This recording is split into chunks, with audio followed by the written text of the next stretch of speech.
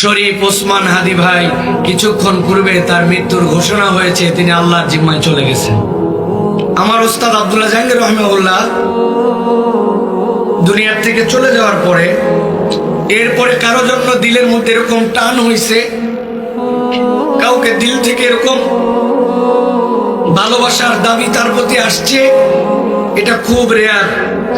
যুবকেরা একটা হাদি চলে গেছে, প্রত্যেক গ্রামে, প্রত্যেক পাড়ায়, প্রত্যেক মহল্লায় একজন করে ওসমান হাদি তৈরি হবে, ঠিক কিনা?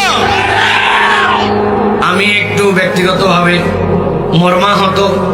আপনাদের কাছে এখনো খবর গিয়েছে কিনা জানি না, বাংলাদেশের লক্ষ তরুণের মাঝে যেই ছেলেটি অল্প সময়ের মধ্যে নিজের চেতনা দিয়া, নিজের ইসলাম প্রিয়তা নিয়ে, নিজের দেশাত্মবোধ নিয়ে এবং নিজের ভালোবাসাগুলোকে উপস্থাপন করে শানিত যুক্তি তর্কে সাম্রাজ্যবাদ, আধিপত্যবাদ, দাদাত্ববাদ তাদের বিপক্ষে চপেটাঘাত দিয়ে অল্প সময়ের মধ্যে মুসলিমদের মাঝে একজন ইনকিলাবী ব্যক্তিত্বে পরিণত হয়েছিল শরীফ ওসমান হাদি ভাই কিছুক্ষণ পূর্বে তার মৃত্যুর ঘোষণা হয়েছে, তিনি আল্লাহর জিম্মায় চলে গেছেন।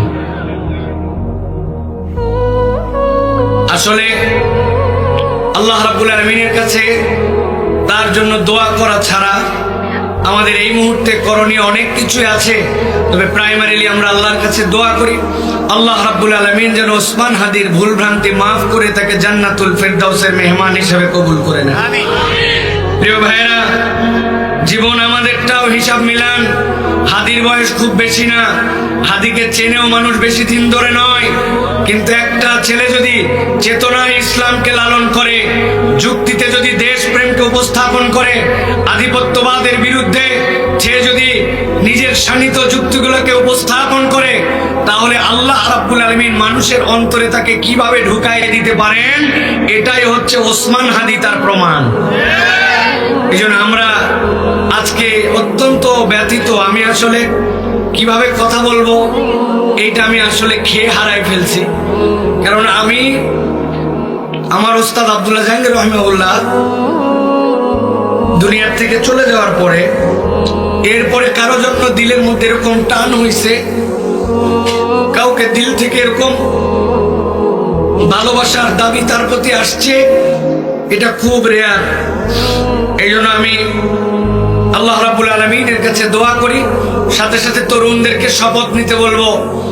এক ওসমান হাদি চলে গেছে, আল্লাহ রাব্বুল আলামিন বলেছেন যারা আল্লাহর জন্য শহীদ হয়ে যায় তাদেরকে তোমরা মৃত বলো না, তারা আল্লাহর কাছে রিজিক পায়, তোমরা বুঝতে পারো না।